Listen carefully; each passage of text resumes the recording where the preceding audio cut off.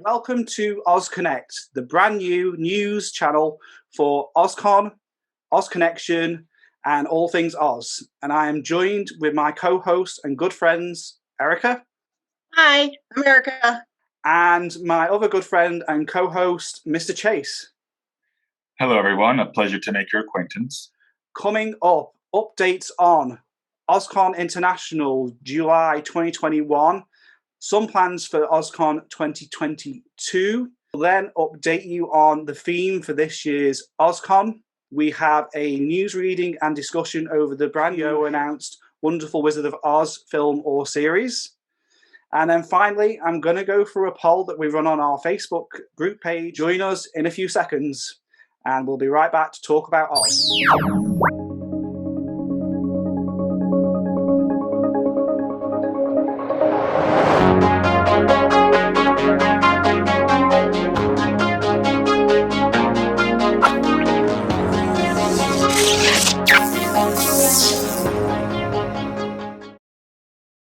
So welcome back, everybody.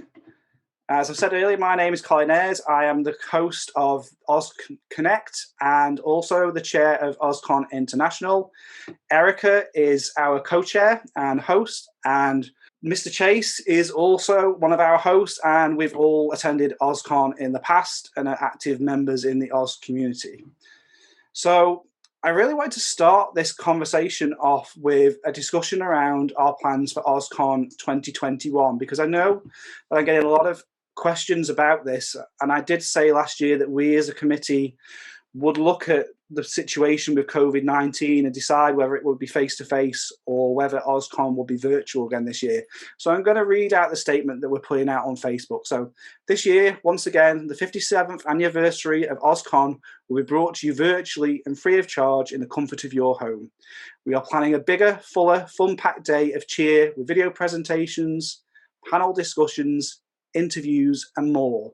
So please join us on OzCon 2021 on Saturday, July 17th from 10 a.m. to 10 p.m. PDT. Registration will open on the 1st of March. You must register in order to access the Zoom segments of OzCon. While registration is absolutely free, OzCon also welcomes you to contribute anything you feel like you are able to make in terms of donation. Any pre-recorded elements will be hosted on our YouTube channel, The OzConnection, which you'll be viewing this on now. And please ensure that you like and subscribe for regular updates on our OzConnection channel. Like many conventions and events around the world, we've monitored the ongoing COVID-19 pandemic and have agreed that virtual is still the safest way to come together in 2021. But we miss seeing all of you in person, and we are making plans for face-to-face OzCon in July 2022. The dates for that triumphant return will be confirmed at Virtual OzCon in 2021. Please stay safe, filled with heart, brains, and remember that there's no place like home. So guys, how do you feel about that? We're not going to be together this year, but we're going to have a full day, 10 till 10 on the 17th of July online. Any thoughts? A little disappointing we won't be together, physically. I mean, that's always like half the fun, but it will be nice that we will have a date, at least together over the computer. So there's that silver lining. Mr. Chase? I am a little saddened because I do really like to see all of you and interact with all of you, and it's so nice to have an Oz place that you can physically go to, but it's also just as nice to have a virtual Oz place to go to as well. I know a lot of people aren't able to make it to OzCon every year, and so I like the accessibility of a virtual OzCon, and who knows, maybe in the future it might be a hybrid where we have virtual and physical OzCon in the future. So there's goodness there, I'm sure. Oh, absolutely. It's really made us pivot this year and last year. It brought around the YouTube channel, which I've been thinking of for a while. The biggest thing I'll miss is meeting up with everybody and traveling over to the USA. It's always been part of my regular summer holidays. But as you know, the borders are closed. Even borders between states are closed. And I'd rather that we do something for us all to get together whilst we're in these strange lockdown times, and hopefully it will start to lift by summer. And I'm really, really hopeful that with the vaccines that are being released, that by 2022 we can really be seeing this in the dust. And with what Osroy said, it is one of the things that I am planning to do, is to have some kind of hybrid of the OzCon in future, where there will be elements of OzCon that end up online afterwards with recording segments. So it's definitely in the back of my mind, and I've got some thoughts about bringing in people to come and record elements of it, so it can then be packaged together for people who can access online that can't be there. Not everything, because it is a paid event, or maybe if we figure out a way of paying towards that, because at the end of the day it does cost people to get there. So I have to think about that. Online's great for free, but when we're doing stuff face to face, there are costs involved. If you want to get the experience that you can only pay for and not be virtual, the after parties. Yeah, that's probably one of the biggest things I will miss of all of the content. Saturday after parties remain in the after party. We do not speak about them fully, but that's always. And they're never recorded. Never recorded, and never totally discussed after the event, but always a good way to let your Oz hair down and maybe be a bit more wicked than we can do on this call. So Eric, do you want to talk us through what we're planning to do for Virtual Con? So I'd probably just make one reference before you do that, and that is, originally this year, our theme was going to be Royal Historians of Oz, and it was going to be a good way of coming back to face, and I still believe that, and so does Erica. So we're going to move that theme to 2022 because it's a good face-to-face theme. Do you want to touch upon the themes that we're going to do this year, Erica, at Virtual? Well, first of all, this year is actually the centennial for Ruth Conley Thompson's World Book of Oz. So we are going to delve into that. One way is to actually put the book on trial, since the community tends to be very divided upon it.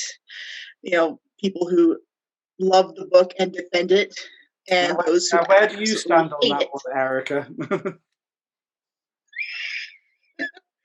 You love the book, right?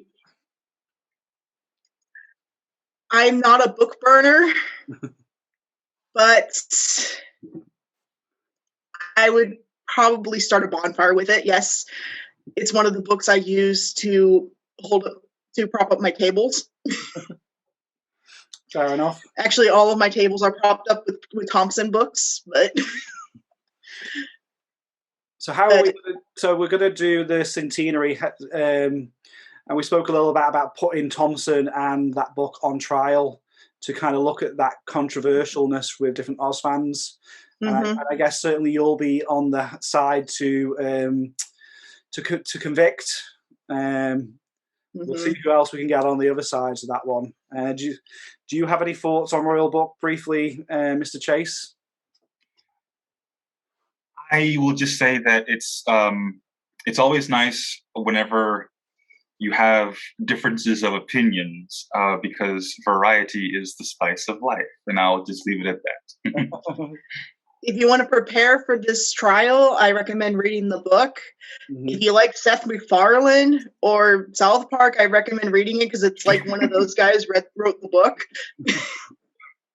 Awesome. I think it's also the sense of stereotypes. I think it's also probably worthwhile rereading Dorothy and the Wizard in Oz, because when I'm talking trial, that's where my brain is going to. That somehow virtually we're going to do something a little like that. I don't know how it's going to work yet, but it's going to be kind of in that tongue-in-cheek vein for sure. Borderline ridiculous. That's what I was thinking.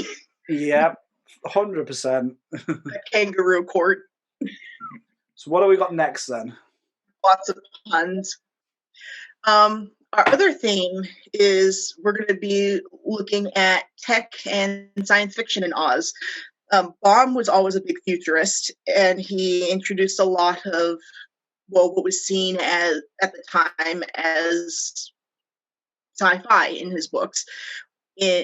We see impossible electric fantasies in The Master Key, and we see Ozma and the Shaggy Man use a cell phone in TikTok of Oz, and TikTok himself is what's now considered steampunk, and a robot, of course, one of the first robots in literature, and beyond that, we also see other versions of sci-fi involving Oz. We have Galaxy in Oz, which is a very much forgotten piece of media from the 80s, and even little bits and pieces in Emerald City, where we see some science versus magic. So we want to use. There was a series as well called Tin Man. I don't know if you saw that or not. That's very sci-fi. Oh yes, are you kidding? That's like my favorite series. And then I guess as well, there's the paradox in Oz is very science fiction. So the Edward Einhorn Centenary Oz book illustrated by it's like Rick. Yeah, it's like Rick and Morty with less farts. So in the sense of along that line, that Rick and Morty, Futurama. I mean, that's what appealed to me. Yeah, I can. So, go ahead. There's a lot of stuff, I think, that you're right. Baum always had a slight sci-fi edge to him. Mm-hmm. That's something that maybe at times disappears in later editions of the Oz books, because we become a little bit obsessed with fans of thinking of the 1900s when Baum was reflecting his time. Do you have any thoughts on that, Mr. Chase? Not particularly. I mean, I have read the Barnstormers and Oz here recently. I will say I just absolutely love whenever science fiction crashes with magic. I think that's one of the reasons why I love L Frank Baum, is that he really just thought out of the box and just made all of these fanciful, mechanical, magical creatures and men of beastly origins and stuff. And like going back to like the Tin Men, I love just how crazy cool the Outer Zone is. And just I love anytime that magic meets mechanical or technical, because like your background. Yeah, like my background. It's the magical meets the mechanical. I love whenever those two meet. It's a tornado, if you will, like the perfect storm for it. Mm-hmm. Yeah, agreed. And I think that's the mechanical clockwork mechanism, isn't it, from Wicked behind you? Yeah, so this is a like a concept for the staging of Wicked, and so you have the time dragon clock at the very top, and then you have all of these tick-tocky mechanisms, and I think there's a mill over here. I mean, it's just quite cool. They didn't use all of the elements for the staging, of course, but I just love how it looks like the interior of a clock, really. Yeah, no, it's a cool design. Yeah. And I think Thompson used a little bit of techie stuff too. I haven't read Ozoplaning yet, but I'm sure a little bit of that's in there too. Yeah, so she at least she has kind of Ozplanes. I can't remember the exact name for it right now, and the I don't think she does it in quite as a well thought out way as Baum does, as usual.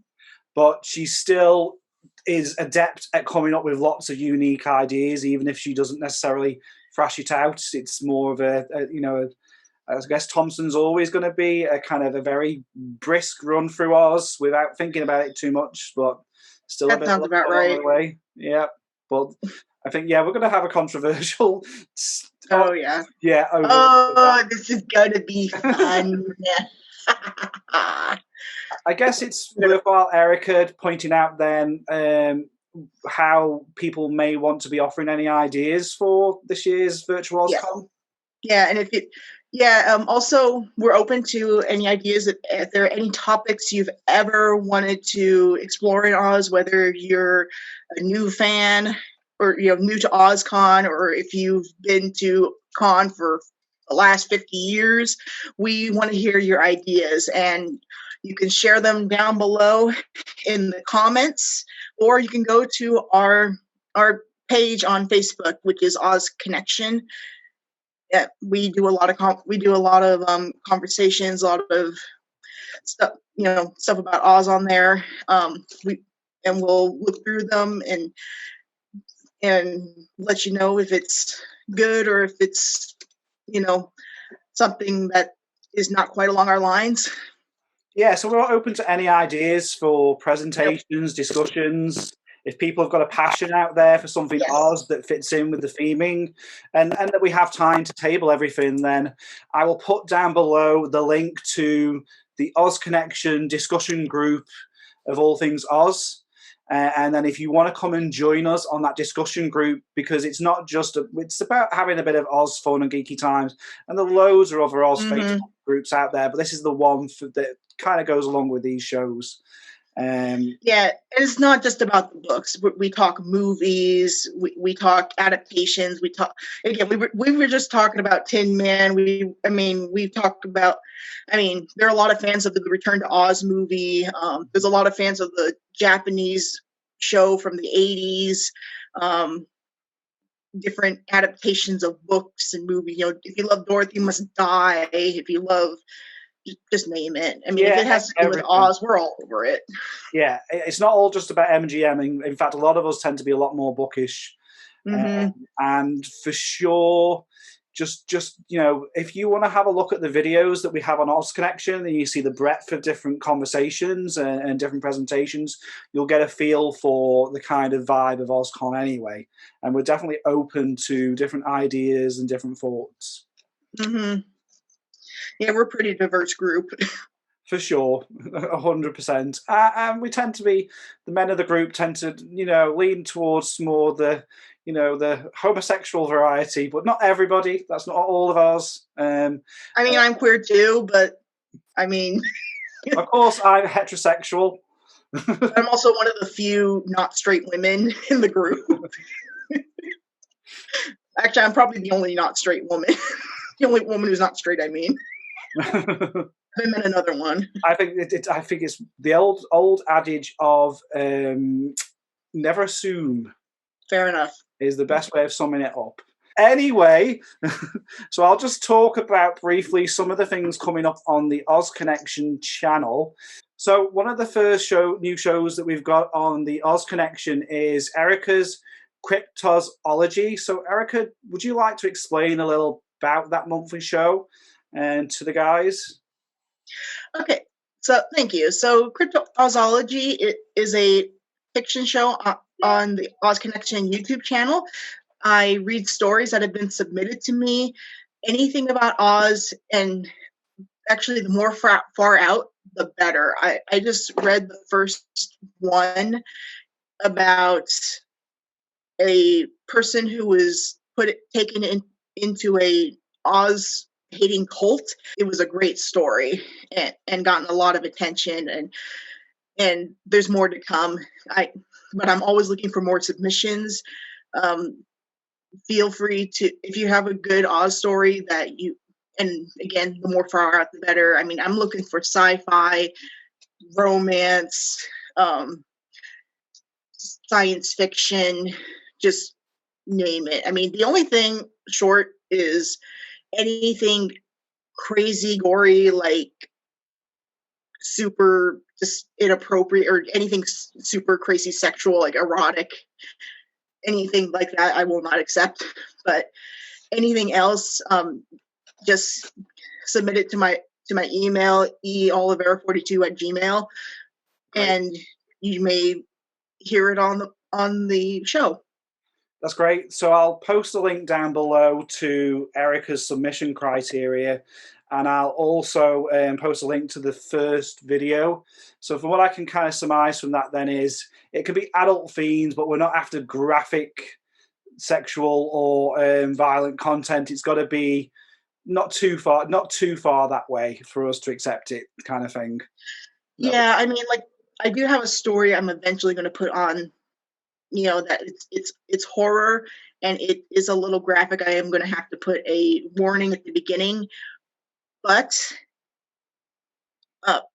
if it is so well written, I am going to put it up.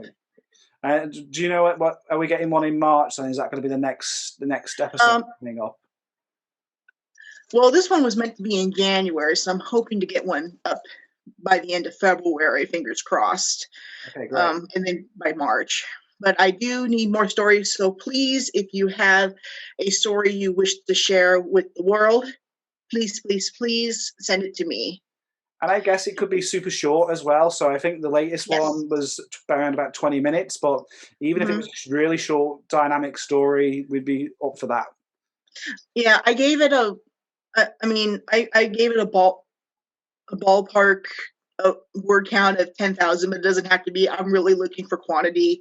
I'm looking for quality, not quantity. Yeah. Great. Thank you. So the next show that is coming in February that should have landed last year is Animation in Oz. So this is me, an Oz fan and Australian Sam Malozzo.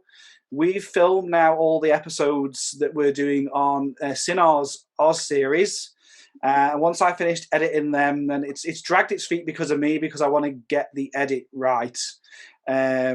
And then once we start off with Cine, we're going to go all the way then back to the 1932 Ted Ashbur Wizard of Oz.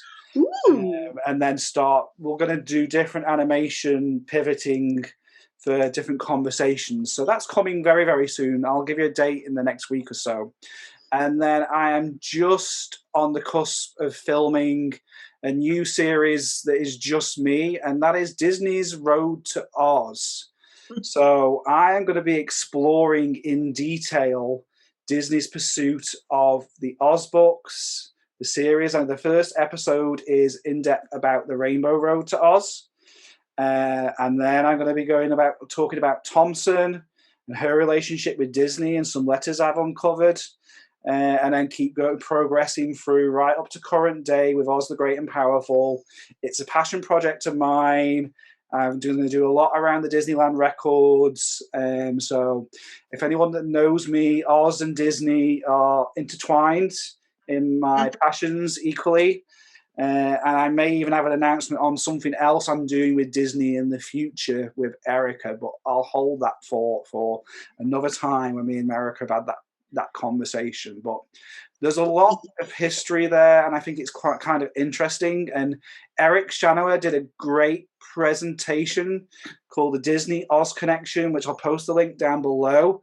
Have a look at that. And what Eric's done in an hour, I'm going to be going into a lot more geek Oz and Disney detail. So I'm hoping by the end of this month, beginning of March, for the first episode. But I want to get the quality right before I launch that one. But it's coming. And there's some other things in the pipeline that I'm not ready to announce just yet. But we're trying to get to a point where we have Oz content once a week at the very least, but different variations, very much like OzCon always has been. So leading into that, and one of the things about this being a news show on Oz, Mr. Chase, you are going to talk about the new HBO Wonderful Wizard announcement this week. Is that right? Yes, that's right. So the HBO Oz is a little bit different. That's a show that came out like back turn of the century. So it's actually New Line Cinemas that's going to be doing a reboot / reimagination of the Wonderful Wizard of Oz, but based on the books, not the 1939 Fleming Judy Garland film. And from what I can gather from the Associated Press, is that it's going to be a fresh take and a reimagining. And also they have the advantage that Warner Brothers owns New Line Cinemas and the 1939 film, so they will have access to the trademark elements of the ruby slippers that are exclusively an MGM thing, which is awesome because that's an iconic piece of the original 39 movie. But I'm just curious as to what they're going to be doing with this particular reimagining, especially because the person that they've tasked to do the Wonderful Wizard of Oz is the Watchmen series Nicole Cassell, And the Watchmen series is quite prolific, and it's very epic. And I really can't wait to see what they do with this particular reimagining of Oz. Of course, like the most recent Oz film that we had was Oz the Great and Powerful, that came out in 2013 by Sam Raimi. And originally, that movie was rumored to be the start of a trilogy.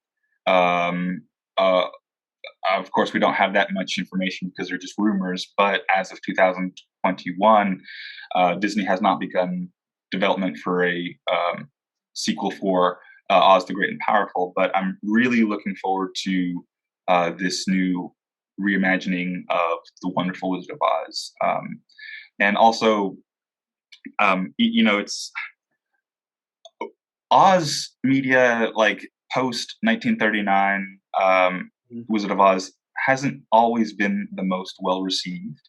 Like the 1985 Return to Oz, a lot of people don't like that one. And I can see why, because of how elementally different it is from the original, with some of the borrowed elements of like the red slippers.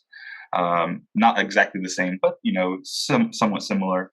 But I really do think that with this potential reimagining of Oz, not only are we going to get new fans into the fandom, but also I feel like it's going to kind of revive everyone's interest in the Wizard of Oz, and hopefully for the better and not for the worse. I think it's very telling that their announcement is quite clearly The Wonderful Wizard of Oz. So they're not going with just The Wizard of Oz, and I'm hoping that means that they are going down the route of the book. And whilst they may have a nod and a wink to the film, I'm really hoping that they're going to take the original Baum book, take its essence and story, and recreate something new that's Baum, like a modern, a little bit like Lord of the Rings or Lion, the Witch, and the Wardrobe. I don't want it to be a rehashed line of the Lord of the Rings, a little bit like Narnia was a little. I want it to be its own thing. But a lot of fans seem to be outcrying online, particularly MGM Garland fans, about you cannot remake this movie, it's sacrilege. It's 80 years old. It may even go out of copyright at some point in the next 20 years. It is time for something new. But then equally, I don't think that the MGM movie should be remade. It needs to be its own thing based upon the book, with nods and winks wherever it needs to be, very much like with how they've reimagined Marvel and things like that. They can do that with The Wizard of Oz, and they have a whole series that they can go through of up to 40 books should they decide to go as far as that. And I'm really, for me, and it could get crushed so easily, but I'm just hopeful that is this the start of a true, decent, quality Oz series, whether it be movie series or television show series. I think a lot of us really want that. I don't know how you guys feel. Oh, absolutely. I want to see more of the books. I mean, with a show like Dorothy and the Wizard of Oz, was able to show us a lot of the book characters, like the Patchwork Girl and TikTok. But that was for such a, just a small demographic of a young audience. But to see the book characters for a wider audience would be amazing. I mean, I would love to see those characters like that are not just in the first book, actually reimagined for in this day and age.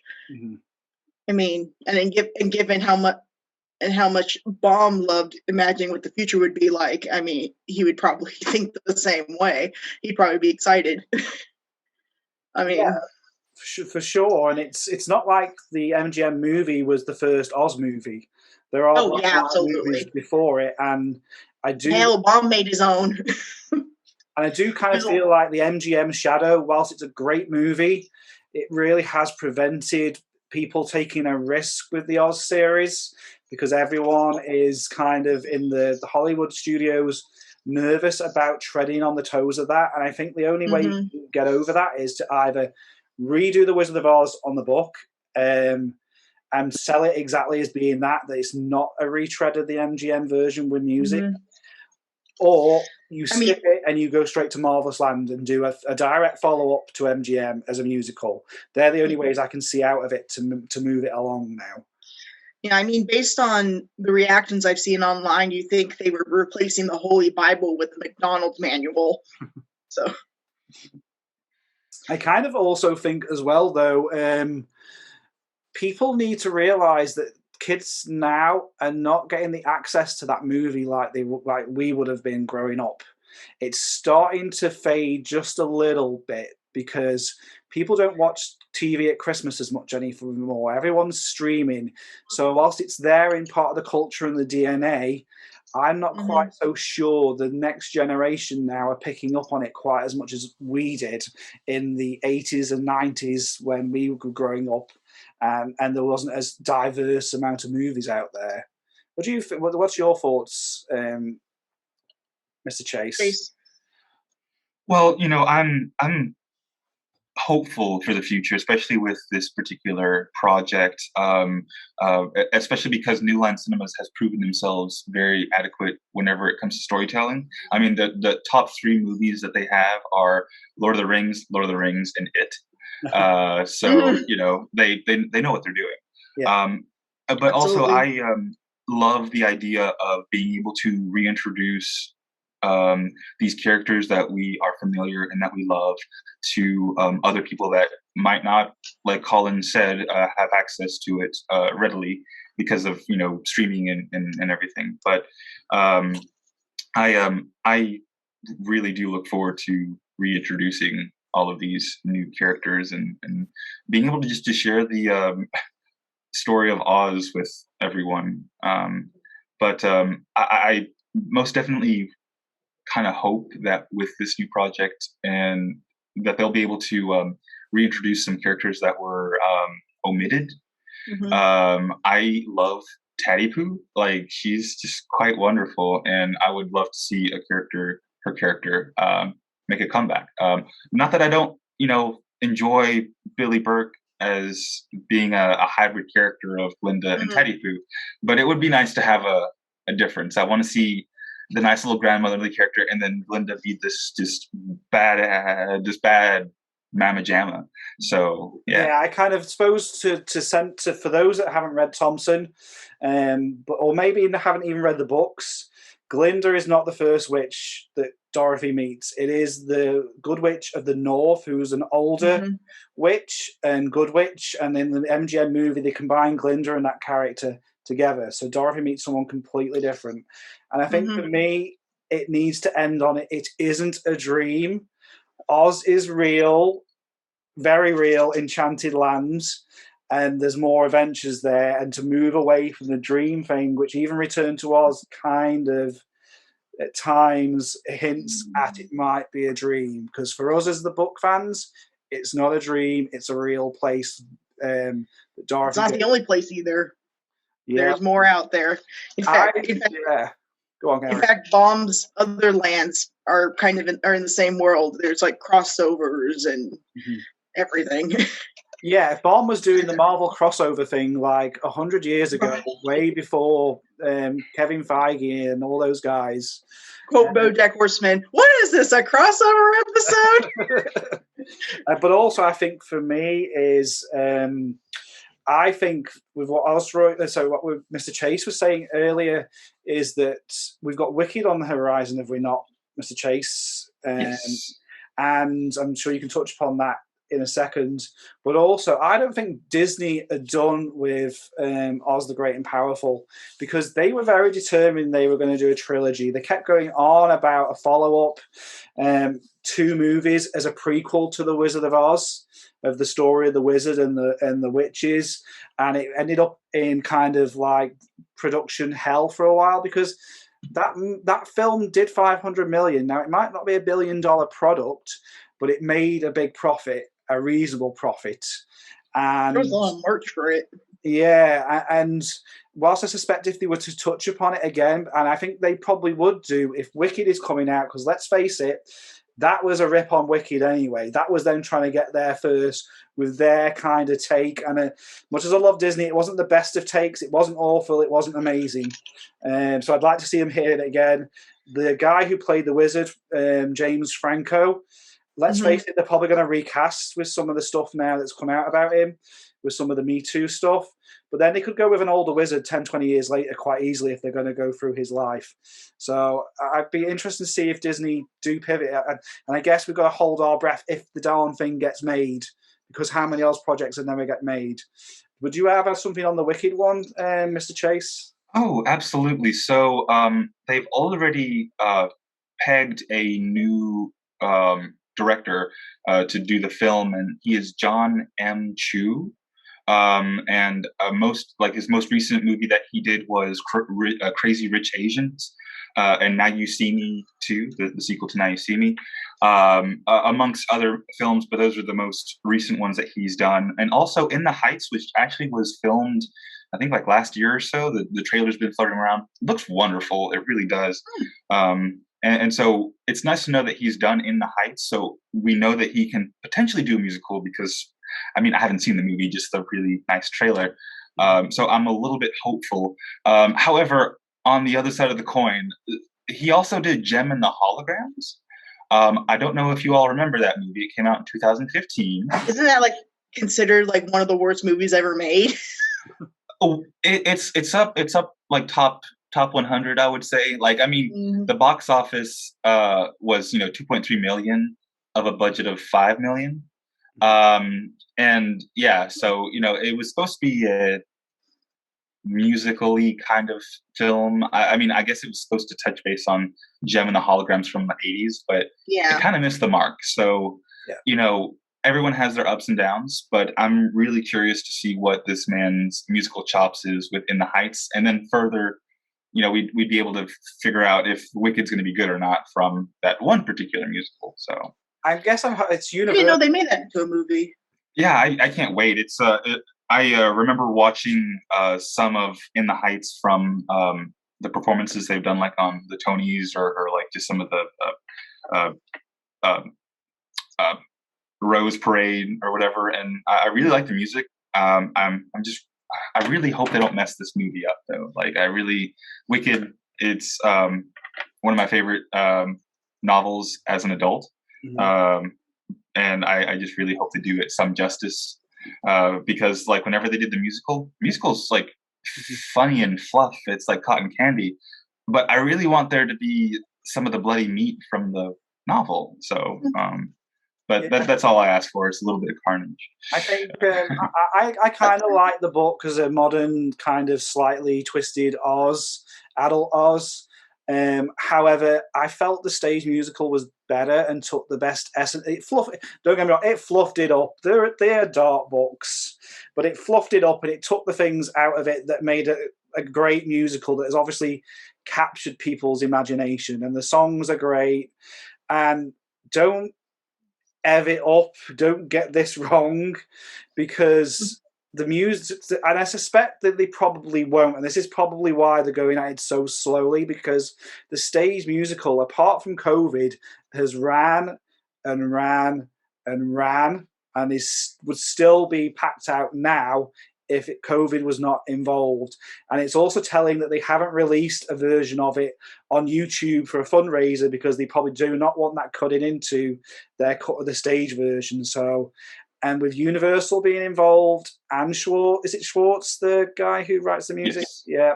I suspect that there's going to be like a Disney grasp on this to make sure that it comes out as a quality product. And that's what I'm really hoping for. There was talk about there being another movie, not Universal, that was going to do a more direct adaptation to the book, but that seems to have disappeared from the entertainment world conversation.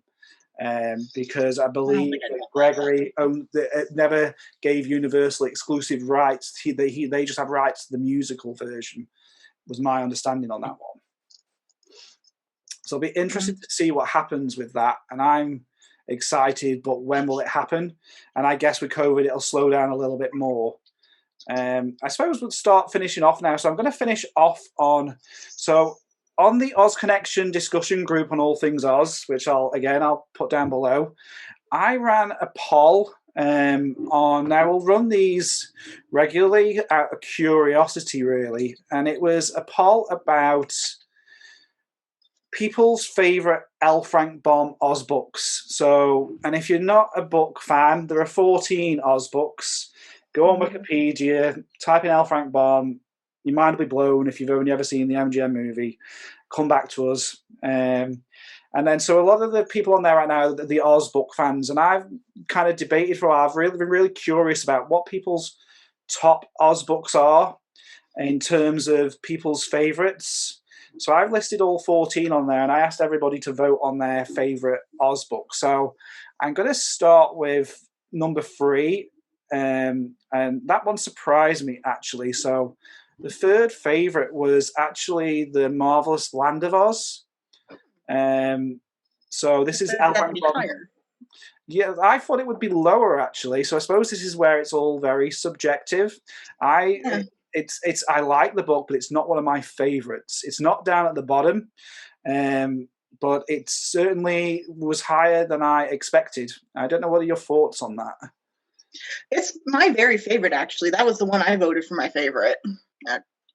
It's a great story, and also I just like the feminist overtones. And also it introduces a lot of the characters I love. I know the Wogglebug's not really a general favorite character, but he's definitely one of mine.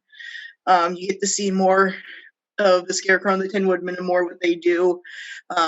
Obviously, Tip/Ozma and the whole twist at the end. It's like one of probably the best twist Baum ever came up with, and comes out of left field. I don't know. It's just a really great book. What about you, Mr. Chase? Great story. I personally love that book. I would say it's definitely like my top 3 favorite L Frank Baum base books. Just because it's like the first book introduces you to this brand new world, and with The Marvelous Land of Oz, it furthers that. You're further on this path.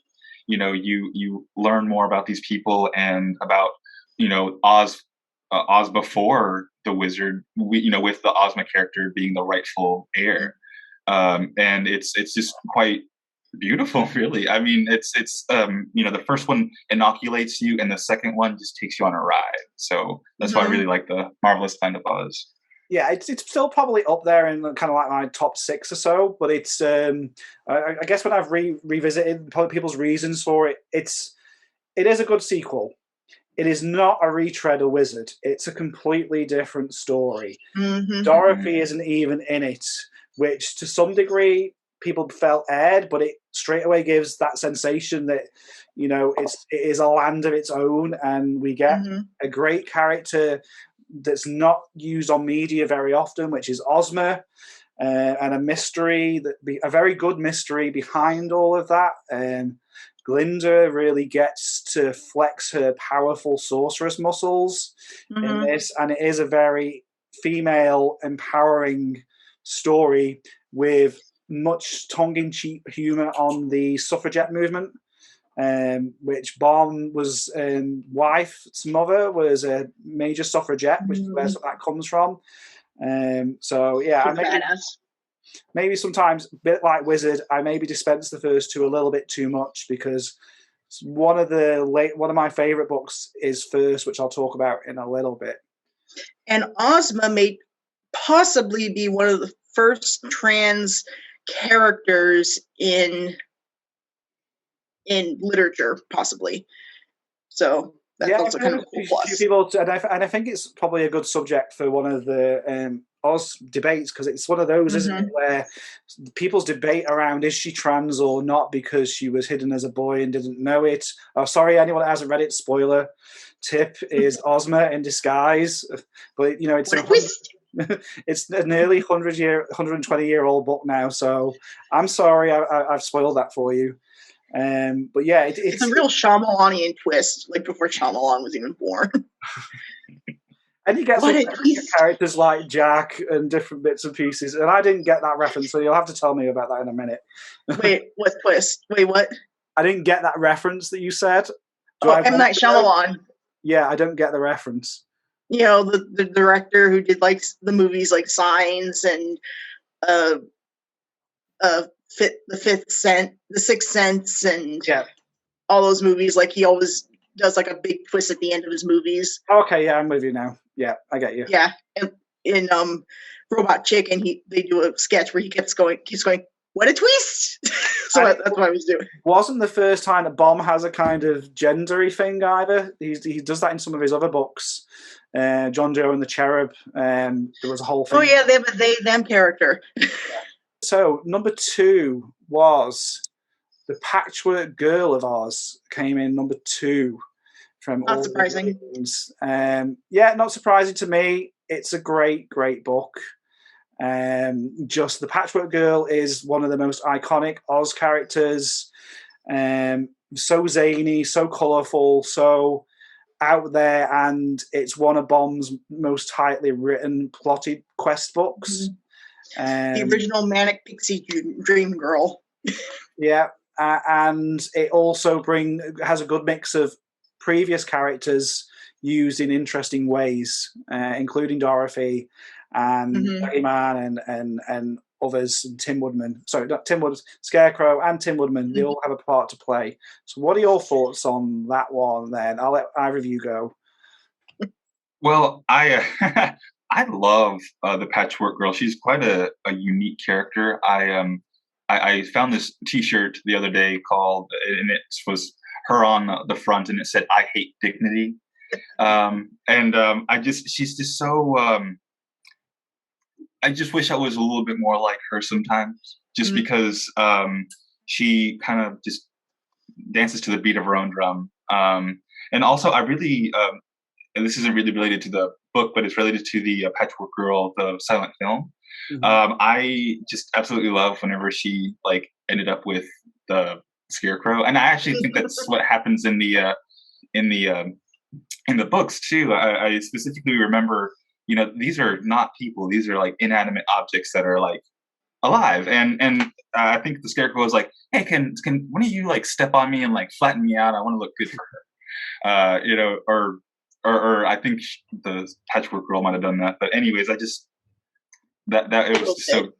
Yeah, I still a better love story than Twilight. So I made a meme like that.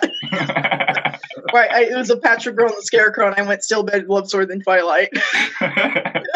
and still a better love story than Scarecrow of Us, for sure.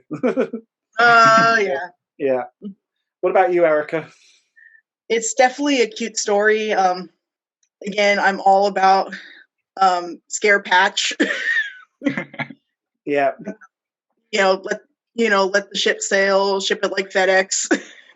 And like I said, she's like the original Manic Pixie Dream Girl. I mean, if they make her an animated character of some sort, I think that Zooey Deschanel should voice her, just because. Actually, that'd be a really good choice. I always, when I read the book, I always envision and would have loved Whoopi Goldberg to do the Patchwork Girl with that kind of sass and vibrancy. Really sassy. Yeah, she would have been my Patchwork Girl for sure. What's her name? She played Minnie in the Octavia Spencer. Thank you. She'd be good too. Yeah, whoever it is, it's got to be played with sass. She can't be. Yes. She's got to be sassy, in your face, says what she thinks, even if it's a bit insane, and calls people out on stuff. Because if they dumbed the character down, it just wouldn't work. And it's a shame, really, that Rainbow Road to Oz never got made, because that was going to use huge portions of Patchwork Girl. However, I suspect they may have dumbed the character down if they'd gone down that route, which wouldn't have been right. Okay. And actually, that's probably one disappointment also in Dorothy and the Wizard of Oz, and the animated show, because she's a pretty calm, mellow character in that show. She's not zany, and she's not, in the books. Just Yeah. yeah. I haven't seen her yet in that show, so I need to catch up on those, and she's got to be done right. And that's another shame why other series never get made, that we never get as far as something like Patchwork Girl. She's cute, and they have the shipping in it, but it's, at least she's in it, because it's rare for her to get in anything. What I'm going to do before I announce the top one is I'm just going to briefly tell you the bottom three. Number 12 was Glinda of Oz. So I really like Glinda. I think it's a great, well-written book, and one of his tightest in terms of plots. Maybe a lack of humour, but so I was surprised that was that low down. The 13th book is The Scarecrow of Oz. I'm not shocked about. It's not my favourite book. I don't know what you guys think. In fact, I would have scored that as the worst. It's not the worst, but it's not the best. I'd say it's somewhere in the middle. Yeah, it's probably one of Baum's most Thompson books. I mean, it's better than the movie. I mean, the movie Baum made, he made it when he was still working on the book, so it's all over the place. Yeah, and I think the book's all over the place because he's just trying to segue Oz in there and shoehorn. That's what I mean, but the movie is what I'm saying. It's like an hour of what is this about again? And then at 14 is The Magic of Oz, is the one that scored. Well, actually, that and Scarecrow of Oz are tied. They only got one vote each. So I'm not a big fan of Magic of Oz. I don't think it's as bad as Scarecrow. But I read it as an adult, which may have a part to play. Yeah, me too. But I don't know. I just felt that the climax, it just was building up to this potential war or fight or conquering of the Emerald. It just never happened. It's more like just like vignettes. Yeah, it reads like vignettes. It's like, I don't know. It's like Pulp Fiction and Oz, where everything's kind of loosely connected, and it's. But in the end, it's not real. But in the end, it's just, I don't know. Do you have any quick thoughts on that, Osroy? Not particularly. It's been a while since I've read Scarecrow of Oz, but I do remember reading Glinda of Oz, and that was the 14th book, right? The last one that was published after he died. Okay. Glinda's 14. Okay, yeah. And I do remember that one had a. Like you said, a tighter storyline. But as far as Scarecrow of Oz go, I don't completely remember that book. I guess it wasn't anything to write home about. Yeah. The top book actually is, and I don't think it's any great surprise to anyone here, is L Frank Baum's 1907 Ozma of Oz. That was the top book that's rated by everybody. It is my favourite Oz book. Out of the series, I think it's so well written. It sets the tone for the rest of the Oz series beyond Baum, and it just introduces some great characters. And again, it just is not a retread of any of the previous two stories. And Dorothy is just full of fire, and Belen is such a well-written character, and TikTok's a well-written character, and the Gnome King's a great character, and on and on and on. But what do you guys think? I mean, it is a great story. You get to see what's outside of Oz. That Oz is not just some isolated, random magic place in some unseen corner of the world. That there's more there, beyond its borders, beyond the desert. You get to see, like you said, you get to see Dorothy and Ozma in action. Both Ozma as a ruler and as a character. He introduced the Gnome King, who becomes a reoccurring villain in the stories, and the plot is amazing. Just this, with the room of ornaments and Belena's part, it's just a really well written book. Mr. Chase, I'll let you close. And it's sure. fun. Well, one of the reasons why Ozma of Oz, I think, is just so well is because of the two books that came before it. You have The Marvelous Land of Oz, and then you also have The Wonderful Wizard of Oz. Wizard of Oz is about a girl from our world. The Marvelous Land of Oz is about a character from the world of Oz, and then finally you get these two characters to actually finally meet in this third book. I am not surprised it's number one. Mhm. Yeah. I think Wonderful Wizard of Oz is probably an unscorable book because it was the first, and it is a stunning book, and we kind of almost discount that sometimes because it was the one that started it all. So I think sometimes in these ratings, even though that came out at like 4th, that really we should probably always say, do you know what, it's never going to be anything other than the best book because it was the first. Yeah. I'm going to wrap that up then. So I think we've had a really good discussion on our first OzConnect video. I'd like to thank my co-hosts, Erica and Mr. Chase, for joining us. We will be back again in March with another update and another discussion for each of you. Please like and subscribe. That really helps this channel out. Join us on the OzConnection on Facebook discussion group on all things Oz. Join in the Oz conversation. Comment below, what did you like? Is there anything you'd like us to discuss in next month's episode? Tell us what you love about Oz. Tell us what your top 3 favourite Oz books were. So thank you guys. See you next time.